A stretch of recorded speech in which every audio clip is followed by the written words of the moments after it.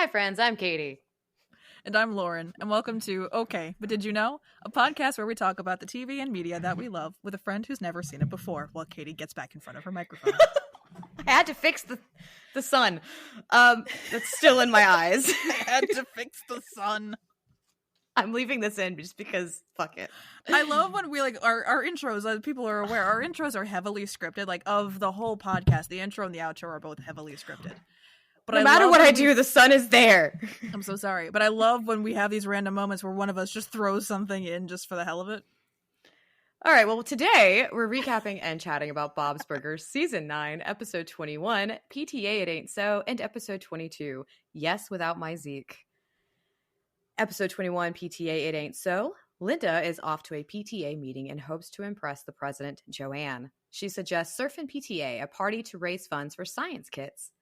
Linda returns home upset with Colleen about Joanne. Linda returns home upset with Colleen, but Joanne calls and asks her to meet for breakfast the next morning. Joanne convinces Linda to run for the PTA board and invites her to join on errands to local businesses to get items for the auction. The PTA ends up voting for Linda as the new treasurer, upsetting Colleen. Linda discovers that Joanne is taking advantage of the PTA and that the science kits they're fundraising for is sold by Joanne and her husband's company. She gets Colleen's help to go over the spreadsheets, and they out Joanne at the fundraiser for embezzling from the PTA. Meanwhile, Teddy is trying to fix the restaurant's dishwasher and insists Bob go to the local hardware store with him. Bob accidentally upsets the store owner about his lost bird and immediately feels horrible. He sends Mr. Kim flowers and upsets him again, and Teddy loses his contractor discount at the store. The kids try their best to try to get Mr. Kim to like their dad. Both Bob and Teddy show up with birds to replace Mr. Kim's lost bird, but he's already replaced him and now has 3 birds. Because that's the right answer to that. Get another bird. The answer is always 3 birds. It's always 3 birds. But what did you get for the vacant storefront? Doll things considered, accessories for dolls. And this is the phrase, all things considered. Mm-hmm. And the pest control truck. Into the Spider-Hearse exterminators. That's for a play on the movie Spider-Man Into the Spider-Verse. Uh-huh. And the burgers of the day. Okay, so I have 2, but I'm missing the first word on the second one. Okay. So I have One Flew Okra the Couscous Nest Burger. That's too many puns in one burger. For the movie One Flew Over the Cuckoo's Nest. I get what they're doing, but it's just... It's a lot of words. It's very wordy. It's very wordy, and it's just... I feel like when we have that many puns... It just loses the specialness of the puns. Then I have the something. I didn't know what the first word was. Look who's Roqueforty burger. So it's Lordy, Lordy, look who's Roqueforty burger. It's supposed to be a play on the phrase Lordy, Lordy, look who's 40. Oh, okay. And then you missed one. Oh, did I? Did I write one down and not? Yeah. Oh, yeah. I don't have another one. So I have another one. It is the Hickory Chicory Guac burger, a play on Hickory Dickory Dock. I do have that written down. I forgot to highlight it. Oh, you didn't highlight it? No. So then if I didn't highlight it, it just doesn't get seen. Oh, no. No, you must highlight. I'm old. What can I say? If it's not in bold lettering, it doesn't exist. Right. So we meet Joanne in this. Joanne is voiced by Jessica St. Clair, who also voiced Nancy in Zero LARP 30. Okay. So she returned for this character as well. She plays a handful of characters. We'll see her again. Mm-hmm. This is, I think, the second character that she voiced on Bob's Burgers. Gotcha. The title is a reference to the phrase, Say It Ain't So. The party theme, Surfing PTA, and the name of Mr. Bronca's band, the Beach Boys, are both references to the band The Beach Boys and their album, Surfing USA. Mm-hmm. Love the Beach Boys. Joanne's final speech was inspired by Colonel Jessup's final speech in the 1992 film, A Few Good Men. Mm-hmm. And the names of the local businesses that Joanne and Linda go to are The Grapes of Wine, John's Wick, and Across the Furnish Line. That first one kills me. The Grapes of Wine. The Grapes of Wine. That book is Grapes of Wrath is such a bad book. Like, I haven't read it. It's a classic. It's funny. So we read that, or I use read in quotes there. It's by John Steinbeck. Yeah. I have Of Mice and Men by him. Yeah. That one makes more sense. That one's really short. Grapes of Wrath is very, very thick. Mm-hmm. In 11th grade, I was supposed to read that in 11th grade. I waited until the very end of the year to tell my teacher I never actually read it, because when we're talking and she's like signing my yearbook, she went like, I think you're the only one in class that read every single book. And I went, no, I didn't. She went, what do you mean? I'm like, I didn't read Grapes of Wrath. She went, serious? I'm like, yeah. I read everything else we were supposed to read in that class, which I can guarantee you not everyone else did, but that's because I'm gay and she was my English teacher. Yeah.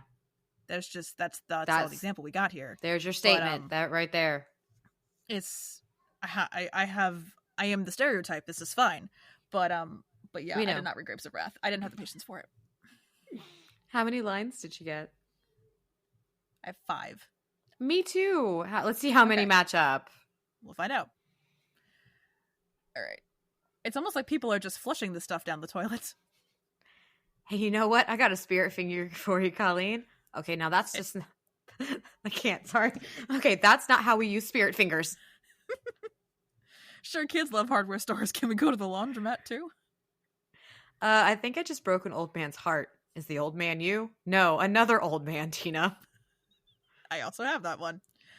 I didn't think you were a monster until I saw you eating yogurt that one time. Let me call my husband and let him know he's got to flip his own meat today. Oh, you don't have any more, do you? I'm out of lines. Oh, wow, because we had similar ones. This is about those 3 special letters that make the world a better place. S-E-X? No, Linda. P.T.A. I need my treasurer to approve all the purchases and enter them into the spreadsheets. You think you could do that? Yeah, sure. I'll start spreading the sheets. I was like, this made me think of Lauren. You know what? You got spreadsheet representation. I know. I appreciate the spreadsheet representation. I love that when any of our friends see spreadsheets, they think Lauren, because the amount of times Sammy has sent me like the ugly Christmas sweater that's Excel themed. I've had my eye on a mug for you for a while that's got a spreadsheet.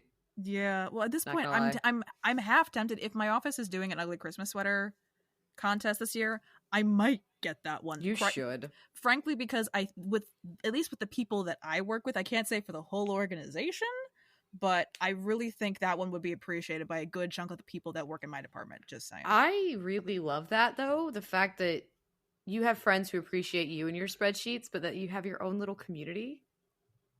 Well, I work in data. Like, I know, it's just so great. I'm aware that what I do is a day job, which I won't go into depth because A, no one will understand it, and B, privacy.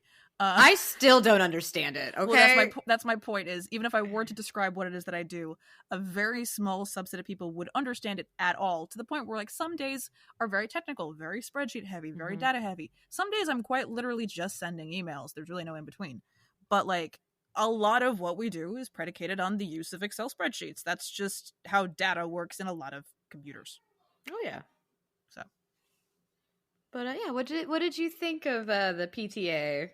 This one was a roller coaster of emotions because it was up, it was down. I was really expecting Colleen to be the villain. I didn't expect her to really be the hero in the end. The P.T.A really being the mafia. I didn't see it coming, despite how accurate that is.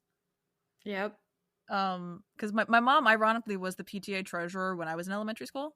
I love this. So, like, I know, and she also was the treasurer for the all-night graduation party when my brother graduated. So I know firsthand how, like, honestly, like, you, not only do you need to be good with money and spreadsheets and stuff like that, but, like, you need to, like, really be on top of everything that goes on. Because if you write a check wrong, you know, that's on you. Oh, yeah. Like, for the all-night grad party, for days, my mom was, because she was the one writing the check for when kids won, like, money as like the raffle prize. She was the one writing the checks, and for days she was like, did I actually write a check with one too many zeros and I gave someone $1,000 instead of $100? Like, she was like, for days she only wrote one check wrong, and it was because instead of writing out 250 she wrote out 250. Oh, okay. And luckily the girl lived up the street from us, so she just came to get a new check. My goodness, so, that is a lot of work. It's a lot of work. It is more than just putting things into spreadsheets, but I also don't fault Joanne for giving the job to Lindis because she assumed she would do it wrong, because it's very easy to fuck up a spreadsheet.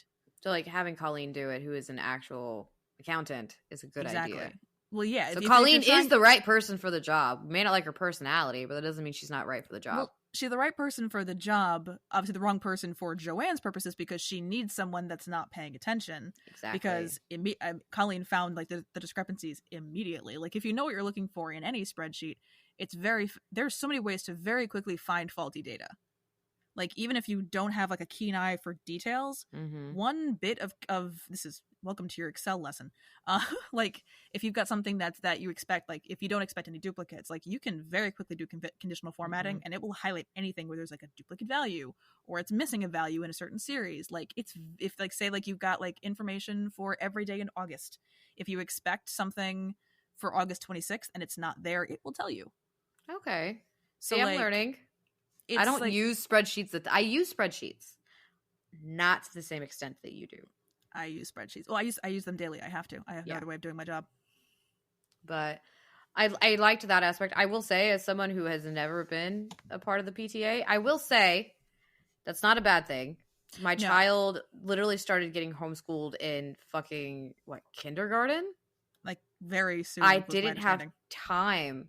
Honestly, yeah, because she only got like half a year in kindergarten. And then quarantine hit. Yeah. And then we've been homeschooling ever since. She did go to third grade for like a second there and was like, ooh, I don't like this. So I never even really had time to like, I got the information to join and do everything I should have done as a mother. Yeah. I never actually got the opportunity to because she immediately was like, I hate this. Take me back to homeschool, please. And so I've been homeschooling since. It's just so funny because like today the kids started homeschool for this year. Because I was not going to start in August. No, thank you. I started September 1st and we are happy. But I now have a 6th grader and a kindergartner. So I don't know what it's like to be a part of PTA, and I'm okay with it, honestly. You are the PTA. I'm everything. I'm teacher. I'm PTA. I'm mother. I'm everything. Well, it's the Parent-Teacher Association. You are both parent and teacher. Therefore, and you are in association with yourself. Therefore, you are the PTA. So the voices in my head have a reason now. Exactly. The tribunal in your mind is the PTA. Oh, they fight a lot. Yeah. They're always at odds with each other. Are they fighting over the fundraiser theme again? Or what are we fundraising for? I don't know. I don't either. We do our homework in our pajamas here. That's true. But I will say I am one of those homeschool parents though. Like, my kids have an entire classroom. You've seen it. Yeah. Like, if anybody's sitting here hearing me talk about homeschool, my kids do a lot of work. I don't just like their classroom is a full-blown classroom. We learn in this room. Like, and our whole dynamic in our home is always learning something. To the point she needed to spell a word today, and there were no phones except for my own in the classroom. She just left hers like somewhere in the house because she does that because she's a child. Yeah. She actually had a physical dictionary, you guys, and had to look up a word. So as she should. I am teaching my children right. Yes, you are. But yeah, so I really loved this episode for this fact of like I'm watching it, and after all of your rants about like a bird is not a pet, and this guy ends up with 3. The solution is always more birds. Yeah, I stand by a bird's not a pet, but well, Mr. Kim doesn't agree. I'm where Mr. Kim doesn't agree, and like I was like, Bob, you made Mr. Kim sad. But I was actually thinking about this because is the solution, and it depends on the person. There's always a case of if the solution is to losing a pet, is the solution to get a new one? Does that help? I don't think it is, and I think it depends on the person. Maybe not that quickly. There needs to be a mourning period and a time because I was thinking about this. I was thinking back to the GalaxyCon one-on-one chat I had with Kristen Bauer. I haven't talked about this one on the podcast. No, you haven't. That one. Bonkers for different reasons than the Victoria Smurfit one, which I did pin that clip on our TikTok, by the way. Good. So people can watch that if they want to, of me talking to her about dating apps. But this one I was talking to, it's mostly 9 minutes of Kristen Bauer getting to meet my cats, mostly, because I was in the kitchen because it had Charlie good lighting. And Mabel? Yeah, and no, but we had just gotten them. They were tiny. They were like 14 and like 12 weeks respectively.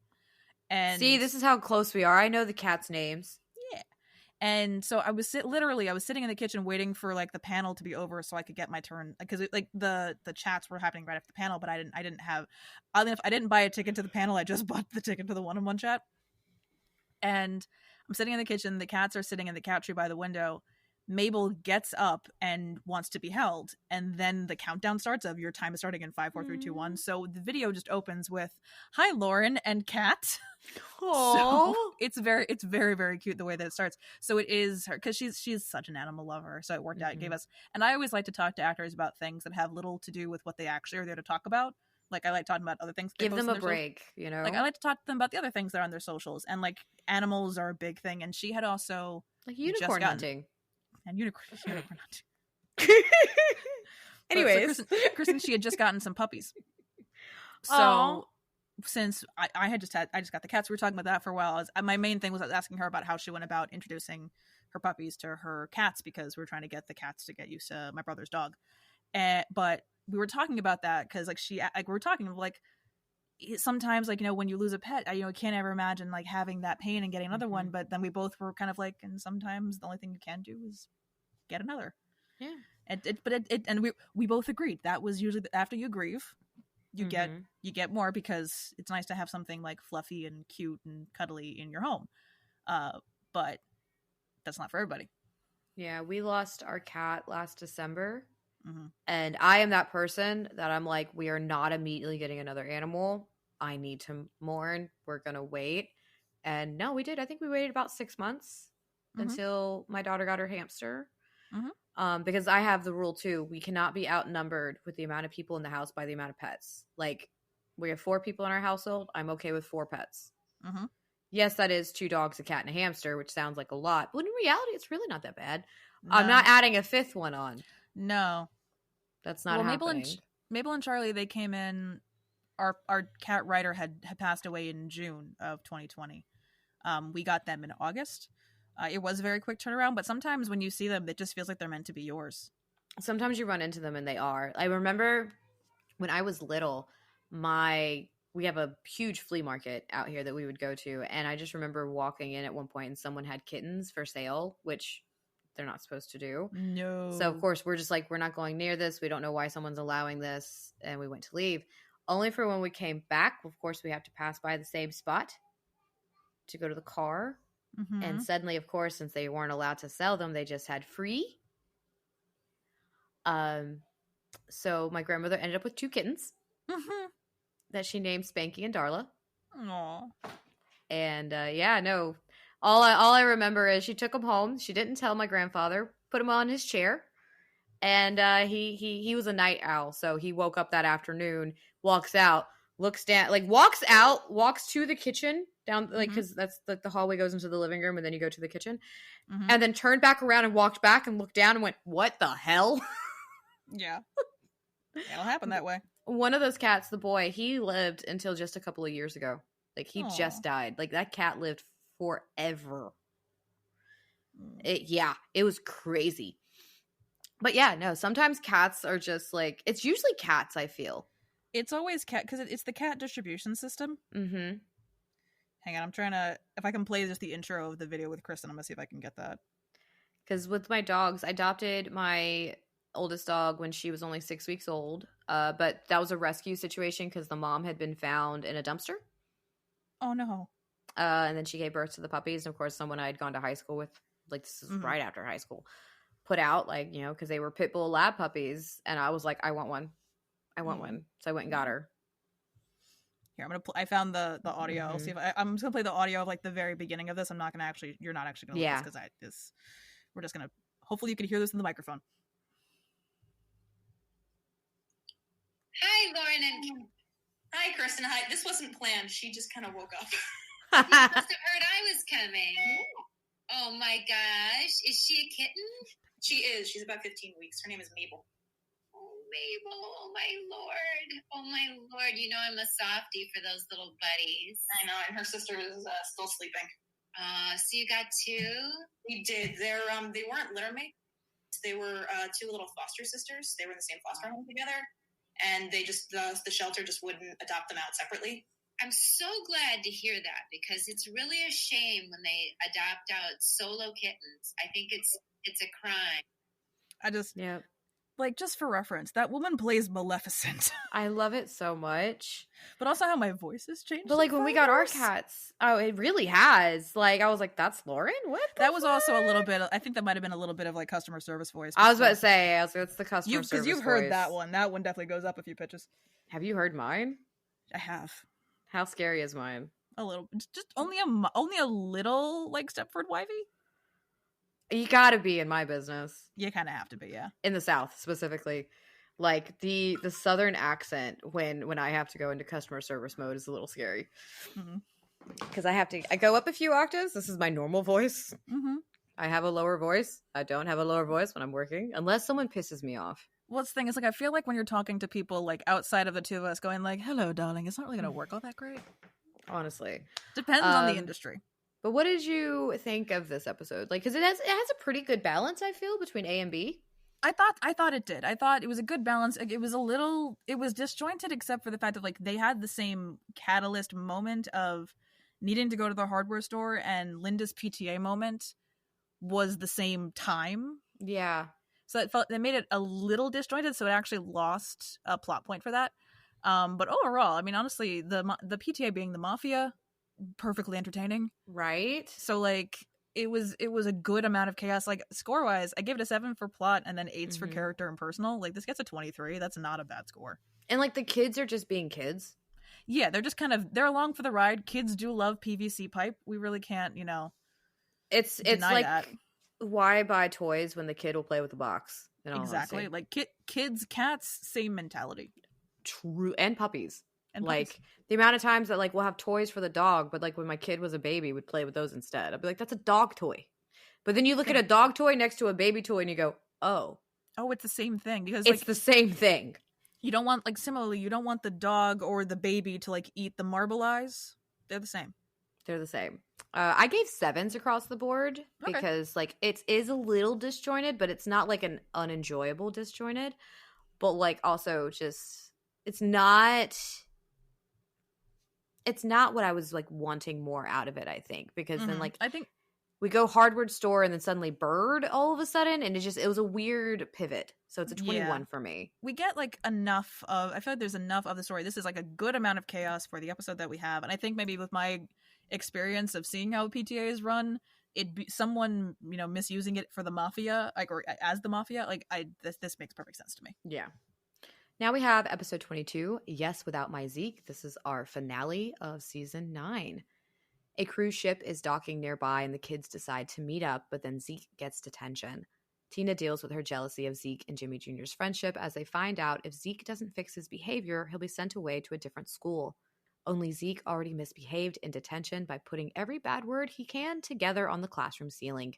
Louis suggests the kids break into the school on Saturday to clean up Zeke's prank. They recruit a new friend, Arnold, and he sneaks the kids into the school. They successfully get the word down and then have to escape before Mr. Frond or Mr. Bronca discovers they're there. They climb into the ceiling and are able to escape, saving Zeke from having to transfer schools. Randy shows up to Bob's Burgers asking to rent the restaurant to film his short film in. Bob and Randy don't see eye to eye while Randy films, and he convinces the trust fund baby to change the scene. Bob joins in and plays death, and Randy finally leaves. What did you get for the pest control truck? The vacant storefront. Where am I? I don't know where I am. What did you get for the vacant storefront? Gregorian pants, monastic fashion. That's just a play on Gregorian chants. Okay. And then pest control truck. Ants Revolution pest control. That's for Dance Revolution. Yes, it is. And the burger of the day. The PB's Big Adventure Burger, pea protein burger, comes with brie. Yeah, I'm confused. It's for Pee-wee's Big Adventure, but can we please? This sounds disgusting. Again, it's too many puns. It's too many. Yes. And it's also, like a Beyond Burger with brie sounds disgusting and kind of against the point, because I feel like more often, I feel the like brie kind of defeats the purpose. Yeah, I feel like more often than not, when people go with like those like Impossible or Beyond Burger things, they're usually also not adding regular cheese to them. I don't fit into that one because I don't eat red meat. Like I don't eat beef. I can't eat beef. I just I can't. I tried while in Chicago and it hurt a lot. I ate a beef in Chicago and ow. It's a good thing you told us that because we almost took you to Shake Shack. I know. I was just like, nope, I did not feel good last night after that. I was like, my stomach still hurts. And so instead I just kept eating chicken sandwiches while we were there. I had a lot of deep dish pizza and chicken sandwiches. And were they not delicious chicken sandwiches? They were delicious chicken sandwiches. It was delicious. I'm a connoisseur of chicken sandwiches. What can I say? For someone from the north. So I will put like a good cheese on top of my Beyond Burger. Because I buy the Costco bag. I was actually really happy. We just went to Costco yesterday and they had the whole bag for only $13 instead of like $20. So I'm stocked for like 2-3 months on Beyond Burgers because every time they want to have burgers, I'm like, I'm not eating beef. It will hurt me. So I put cheese on mine, but that's because my body cannot tolerate beef. No, that's fair. I can't tolerate fried food half the time either, but still, we see what I do. Yeah, and to be fair, my body can't tolerate too much dietary fiber, which means a Beyond Burger would be for me. We are the opposite on that front. I can take in plenty of fiber. Like, I can overdose on fiber and be fine. I can't do that. You cannot. For me, when I do ground beef, I generally try to do the leanest I can. Yes, because truthfully, like the taste wise is the same. Mm-hmm. And it's better for you. And truthfully, if you're worried about being dry, I don't use ground beef on anything that isn't saucy. So the dry kind of doesn't matter. I don't think it's that dry. I think it's just people not knowing how to cook. I think it's also that, like, I started using, like I told you, I started making burger bowls because, quite frankly, I can't be, I don't want to try and make a burger in my kitchen because it will smoke everything to high heaven.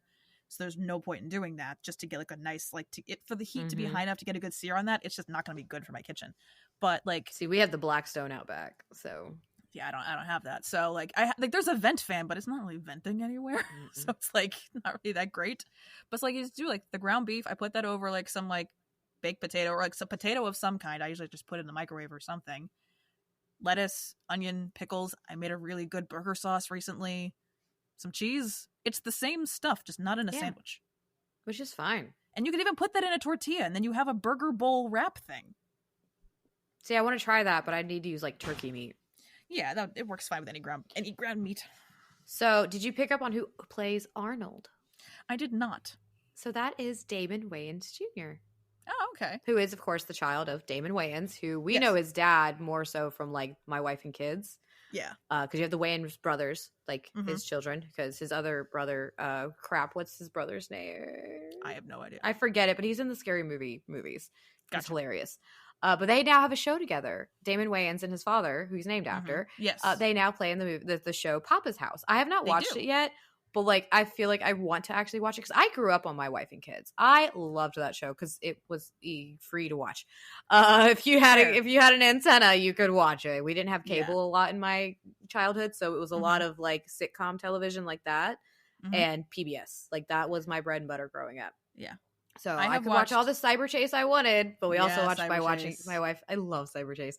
We also watched My Wife and Kids a lot, which is such a good show. It's actually really good. A single episode of Papa's House. Is it good? Only one. I mean, the show itself is fine. I'm very picky about sitcoms. I'll be quite honest. That's the only reason why I've watched. it's a random episode. I think from last season. So it's like season 3 or something like that. And it is only because Rebecca Mader is in it. That's the only reason why I watched it. I'm not surprised. She plays the headmistress of a private school that one of the kids gets into, and it gets to a point where she like overemphasizes her act. Like she goes like extra posh on her accent for the comedy. For the comedy, because it's a sitcom, like, and that's part of the joke. Because then he starts mimicking her while not trying to. He's like, "I'm not trying to be offensive." Like, well, here you go. Right. It was very funny, but I'm very picky about sitcoms. Like at this point, I don't think I've watched a new one in years, unless you want to consider Ghost a sitcom. Ghost is considered a sitcom. Okay, so then then let me rephrase that. I'm very picky about multicam sitcoms. We've been watching what is it, Georgie and Mandy's First. That's the thing. I tried watching that. I couldn't do it. I'm having a hard time, but my daughter really loves it, and so we still watch it. And there's some good moments, but it's leaning too much to conservative TV for me. Like it's because everyone's Republicans in it because they live in Texas. Like there's jokes made about them being Republicans, and it's an insult to be called a Democrat in it. I'm like, all right, this is conservative media. I'm good. I love Emily Osment, but she's so good. I love her so much. She's phenomenal. Like, I think she's the only thing keeping me on there. But also, young Sheldon just did so much. Like, young Sheldon is, out of the three, young Sheldon's my favorite, specifically because of the dad. And they brought him back in a flashback scene, and I literally teared up. Like, that's how much I loved it. I was sobbing watching. They brought him back for a flash. Like, oh God. I cried like a fucking baby. Like, I'm aware the actor is alive. I saw the behind the scenes photos. It doesn't matter. When you hear, like, Mary start talking, I'm like, nope, done. The funeral, I mean, I think I, like, literally sobbed the entire episode. And, like, I just appreciate them doing it in the sense, though, of, like, they let us go the whole show with him before losing him. I don't think I could have continued young Sheldon if they continued the show after his dad died. I would not have been able to do it. Until the end. Now, that's why it's kind of hard to watch George and Mandy. But, because I love Mandy. I love her. I think Emily Osment does a great job. But, like, I'm not the biggest fan of the show. With that show, though, I realize we haven't talked about this actual episode at all yet. Sorry, I still have more fun facts. I know. Oh, jeez. But I think the one issue I have, maybe why I'm more hesitant to watch it, is because we know that this show has a shelf life. Yeah. If they're going to continue with their own lore, at some point their marriage is going to dissolve. And I think they're calling it their first marriage because I think they're trying to make the lore the fact that they get back together. Gotcha. But still, like, I think they're going that route with it. Maybe. Like, they're going to split, but they're going to get back together. That's fair, but that still means that the concept for their show has a definitive endpoint. Yep. Which makes it makes it seem less interesting. See, because we didn't know where they were going to end on young Sheldon. We didn't know. Yeah. They did it the right way, but we didn't know when they were going to end. So yeah, back to Bob's Burgers. We haven't actually talked about it yet. At one point, I just need to title something. All right, did you know we're back to Bob's Burgers? Did you know we found the point eventually? Yeah, eventually. But yeah, this is the first episode to be titled after Zeke. Okay. Which we love Zeke. I love Zeke. We do. I think he's great. The title references the 1991 movie Not Without My Daughter. This cruise ship appears to be the same one that appeared in Sleeping with the Frenemy. Bob was previously depicted as Death in his Nightmare and Sacred Cow, which was also Randy's first appearance. The kids sliding through the hallway and then escaping through the ceiling are both references to the movie The Breakfast Club. And Linda says that the Tomato People will watch Randy's movie. This reference is a film review site. This references the film review site Rotten Tomatoes. And I'm going to have a bad opinion for just a second, but I don't like The Breakfast Club. I'm indifferent to The Breakfast Club. I can't even say I understand why it has such a cult following.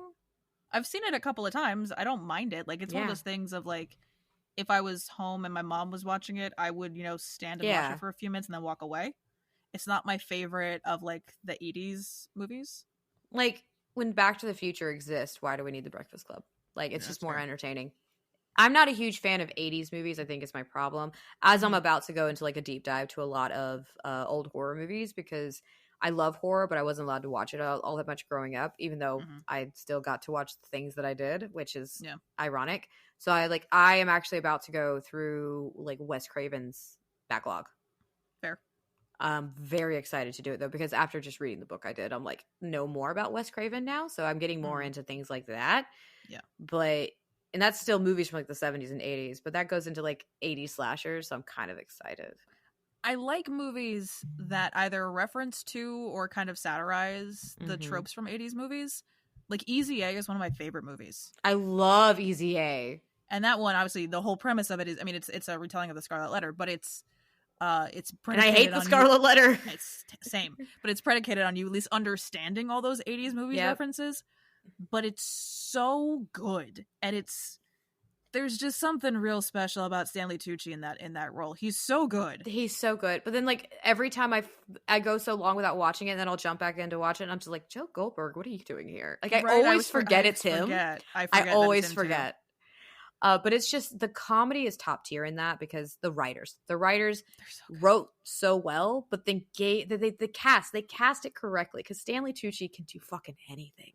Well, like the best part is because they have Emma. For if you haven't seen Easy A, you've got Emma Stone, and then you need to. But the son is their clearly adopted black child. Yes, because the parents are Stanley Tucci, and it's comedy gold. I can't remember the name of the actress. I can't remember her name, but she's phenomenal. She's in so many things. But he says something about how he's he says something that he's never going to go through puberty. The mom says, you're just a late bloomer. Like, I didn't go through it until this age, nor did Olive. And he goes, what does that mean? I'm adopted. And then you just have Stanley Tucci to the back and going, what? Who told you? Guys, we were going to do this at the right time. Like, it's just, it's comedy, or it's that, and then like, you have been dressing like a stripper recently, like, or you've been dressing like a prostitute recently. It's like, but a high-class prostitute for athletes and politicians.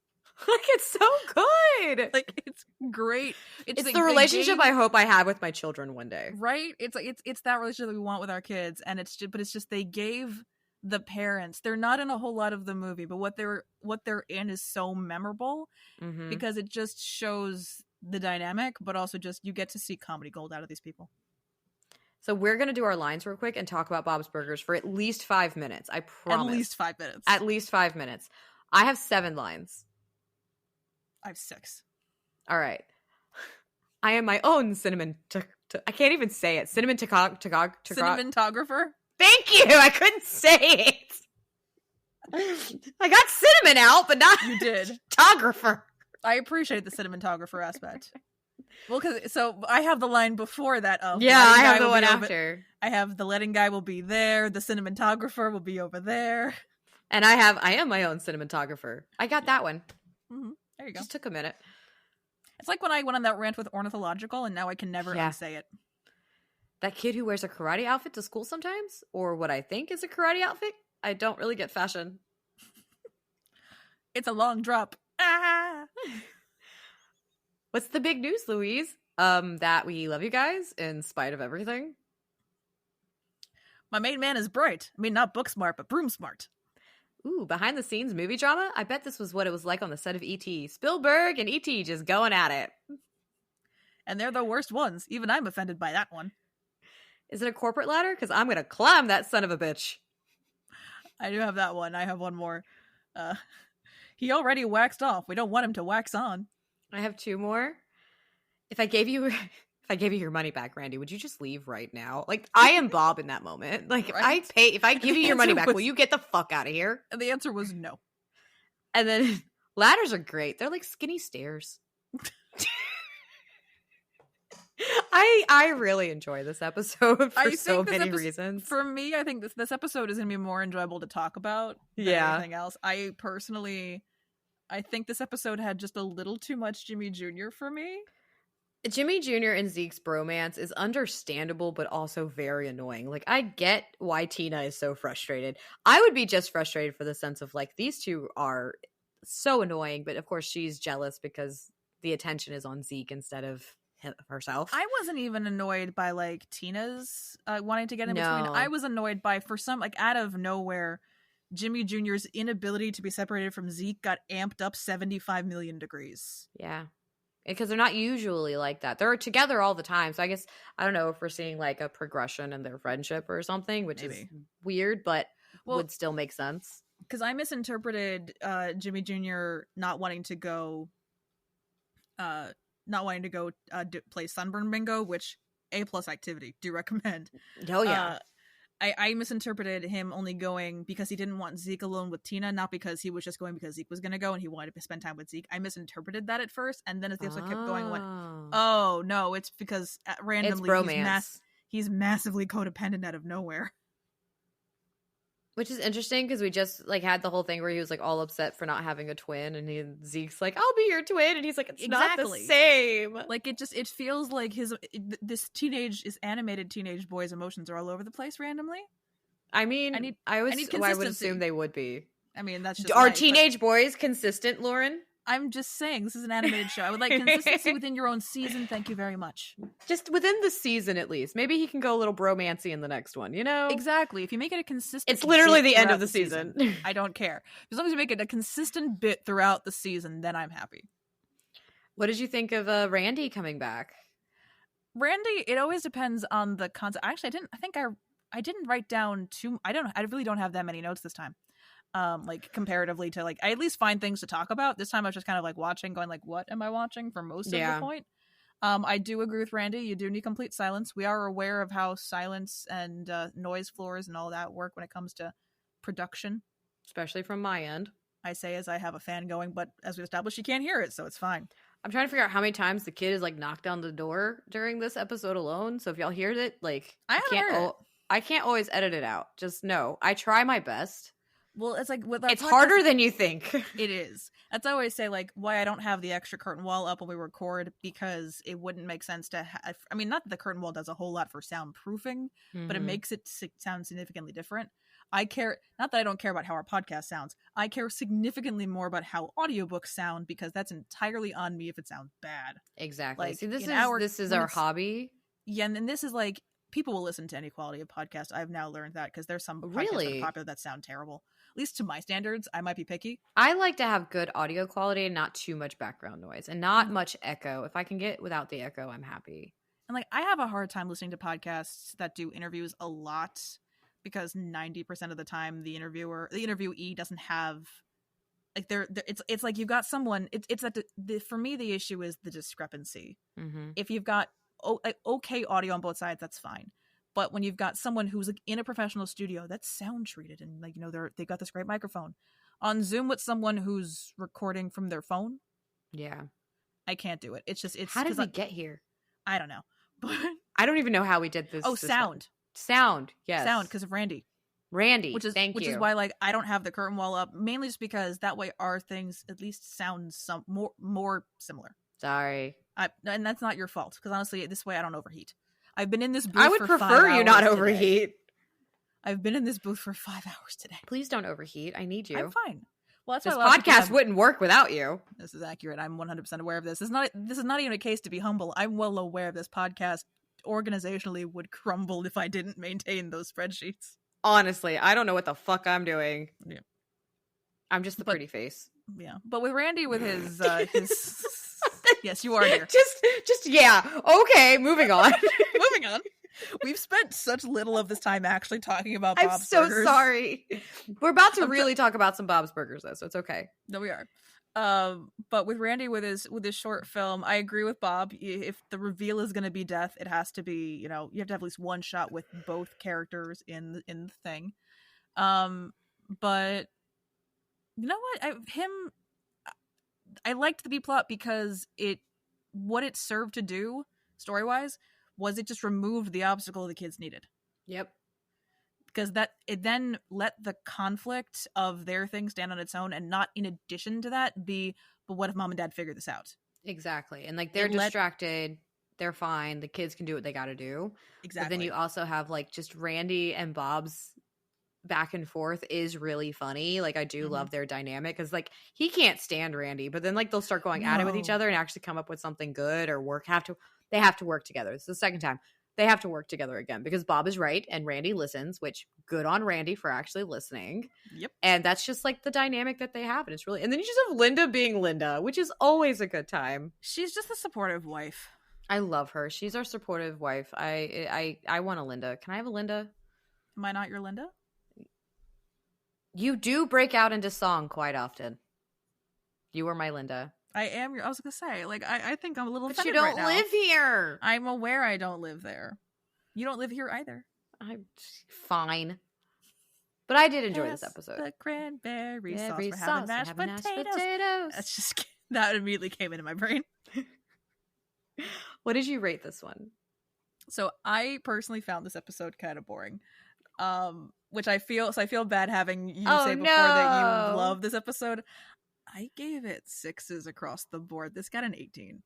Damn. I kind of like. I think it was the sheer amount of Jimmy Jr. That's fair. That is what pushed it beyond like what I usually give a 7s across the board, where it's like it's fine. It was all Jimmy Jr.'s fault. Why this lost a point on every category. Damn. I gave it 8s across the board, so it's a 24 for me. Okay. We're gonna quickly go through these stats, and then you guys get to listen to Lauren freak out about posters. I forgot about this. So I'm gonna go through mine real quick because they're right here in front of me. So my average for season 9 for character is 8.41. What is yours? 8 flat. Wow. Okay. My personal is 8.36. 7.68. Ooh, you did not like the season as much. I compared it before. Like this isn't the least performing season, but it's down there. Yeah. And my plot is 8.5 or 05. 7.82. So mine's a total of 24.82. 23.5. Not terrible. No, not at all.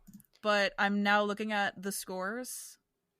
There is not 130 in this season. You did not like season 9 Not my that favorite. much. Hopefully season 10 is better. I told you I'd only torture you for as long as you consent to being tortured. So no, and this is fair. Like, it's the thing of like this. If this was a show that was plot heavy, I think I'd be less inclined to be tortured for longer. But because it's like it's chaos, I'm like, this is not a whole lot of mental energy. If I don't like an episode, it's not the end of the world. So I gave you 2 different toggles so that you just could look back at season 9 and see all the things that freaked you out 3 months ago. So there's your season 9. That's what you have completed. Oh yeah, there's now, and it's all making sense now. Bob with the weird hat, that was from him being the busker outside. Oh, was the math game with the wizard, was that this season? Yeah. Oh wow, that feels like so long ago. It does. We took 3 weeks off. This is true, we did. The paper airplanes now all make sense. Oh, there's that weird snail thing they were looking for in the apartment building. You got the dragon. Got the dragon puppet. Linda's knitting. What's up with Jean's outfit? Do I remember that? That, I don't remember exactly what that one is from, but he did dress up at some point, I think. Well, yeah, that's fair. The colander helmet makes sense for the sledding episode. And then you got 3 on Tina. Because you got the Little Orphan Annie wig from the beginning of the season.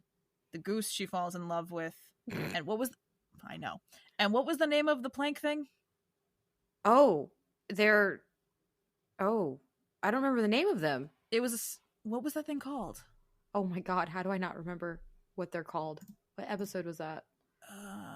That was... Hold on. I know I'll see it. Which one was that? Tween Entrepreneurs. That was the... what did they call them? Woodchucks. Woodchucks, thank you. God, you found it faster than I did, thank goodness. Are you ready? You ready for season 10s? I'm terrified. This will be in the show notes, you guys, and I'll try to remember to post it on Instagram. So there's season 10. I am... Why does the burger have a face? I really hope that's just a detail because it's the 10th season and not actually in an episode, but with this show I wouldn't put it past them. Yeah, no. All right. Okay, well, Louise has 8 arms. That's, I'm assuming, a Halloween episode, I hope. Linda got some 80s hair going on. It's a Flock of Seagulls haircut with an actual seagull in it. Or what looks like a seagull in it. Another bird. And some mushrooms. Bob is... I don't know what even to consider this helmet. And then what we got... Why is there a gargoyle that's also a pig? I'm sure this is real entertaining for you. We just so good. Rationalize what these things so are. Good. But Jean is dressed like a boy from Newsies. And then we've got Tina is in a life vest and holding... I was gonna say tree branch, but I'm going towards deer antler that's made out of cardboard. Did I get it right? No, that's what it looks like. I can see the tape. I love this so much. I can't wait. Again, I say this. I torture you with. I give at the end of every Once Upon a Time season. I give you blooper reels, and you give me confusion and chaos. It's so good. Like, oh my god! I reward you for making it through a season of Once Upon a Time with a beautiful blooper reel of our favorite actors doing weird stuff. Bob's Burgers is the reward. Mm-hmm. Yeah, sure it is. Finding out what all these things are is your reward, because then you get to go, what the fuck? Well, yeah. To be fair, by the time we get to it, I always forget what was on it. So that's why I concluded the season 9. So you're like, wait a minute, this is what I looked at a few months ago. I still remember the taxidermy squirrel time. Yeah, the pig is worse. Yes, it is. It looks. The pig is far worse. Is it a gargoyle? No. Oh no. Thank you all for listening. Join us next time when we discuss Once Upon a Time, episode 505, Dreamcatchers. Don't forget to like, rate, and follow the podcast wherever you listen so you can be notified every time we publish a new episode. Follow us at OBDYK OK_pod on Instagram and Blue Sky. And if you'd like to join our Patreon, you can find the link with more details in our show notes. This has been an episode of Okay, But Did You Know? A TV and media podcast. It was hosted by Katie and Lauren and edited by Katie.